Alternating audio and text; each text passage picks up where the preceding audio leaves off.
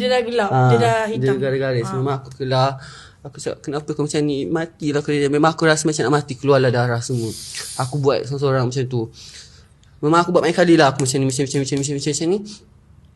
Dengan niat aku rasa aku nak mati dah tu. Memang aku rasa macam aku mati je. Mati je lah. Mati je. Rasa.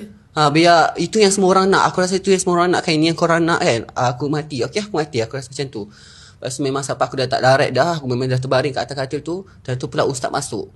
Ustaz nampak aku. Ustaz tak terkejut. Ustaz rotan aku. What the heck, Ustaz? Ustaz kata, kau ni kenapa buat macam ni? Kau nak memalukan nama sekolah ke?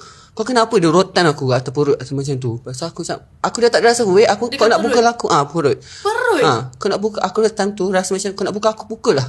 Aku memang dah tak ada rasa dah. Pukul lah. Biarlah aku mati kat sini. Aku memang dah macam sampai tahap macam tu lah. So ustaz tak gambar bagi tahu mak ayah aku